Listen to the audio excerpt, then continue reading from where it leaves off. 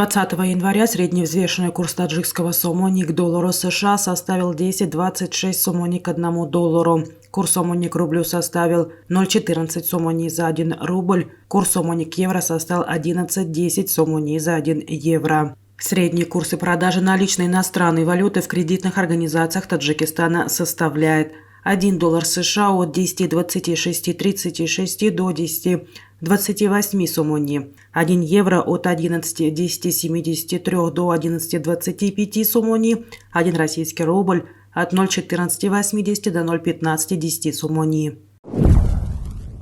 Мировые цены на нефть в пятницу утром несколько растут. Инвесторы по-прежнему оптимистичны, настроены в отношении экономики Китая. Цена на нефть марки Brent составила $86.32 за баррель, марки ВТИ $80.75 за баррель. Цена на золото растет второй день подряд и составляет $1929.15 за тройскую унцию. Налоговый комитет Таджикистана определил 5 лучших налогоплательщиков 2022 года. Об этом сообщает официальное издание комитета «Боджу Хироч».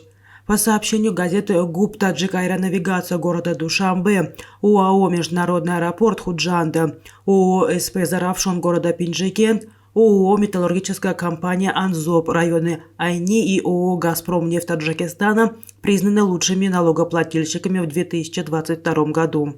Лучший налогоплательщик выбирается на основании показателей соблюдения налогового законодательства, в том числе предоставления налоговых деклараций в установленные сроки, своевременной и полной уплаты суммы налога, доли исчисления и уплаченных налогов в общей сумме доходов налогоплательщика, увеличение суммы начисленных и уплаченных налогов, недопущение нарушения налогового законодательства, пишет издание.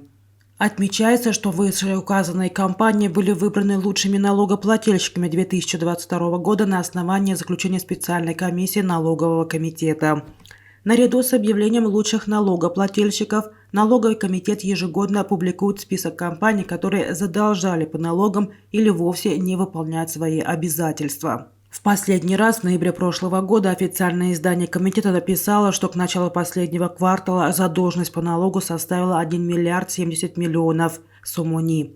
В информации отмечалось, что по сравнению с началом 2022 года этот показатель больше на 264 миллиона сомони. Казахстан намерен укрепить долгосрочное сотрудничество с Хатлонской областью Таджикистана в сфере сельского хозяйства. Как сообщает пресс-служба председателя Хатлонской области, накануне исполняющий обязанности главы Хатлонской области Давлат Али Саид встретился с послом Казахстана в Таджикистане Валиханом Турихановым. Для реализации данной инициативы казахстанские предприниматели готовы осуществить предоплату в размере $15 миллионов.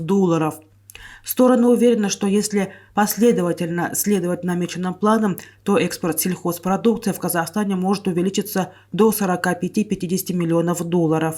По данным источников, в 2021 году торговый оборот между Таджикистаном и Казахстаном составил $1,2 миллиарда, и в текущем году эта цифра может достигнуть $1,5 миллиарда.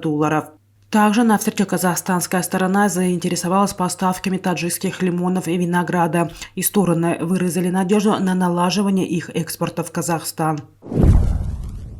Узбекистан увеличил импорт электроэнергии из Таджикистана для обеспечения бесперебойного электроснабжения Сурхардарьинской области на юге страны.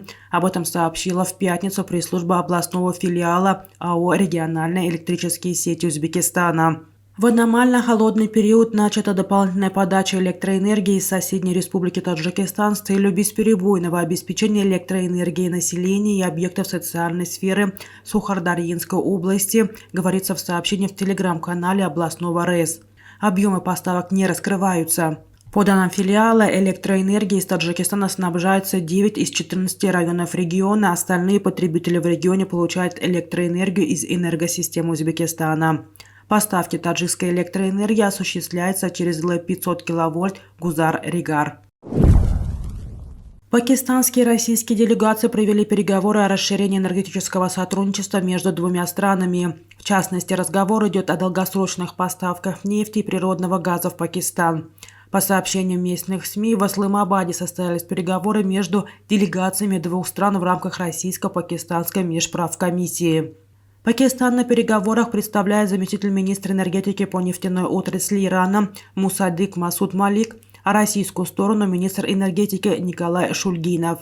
Стороны подчеркнули особую важность энергетического сектора для развития двухсторонних экономических и коммерческих отношений, а также рассмотрели проект газопровода, который планируется построить в Пакистане.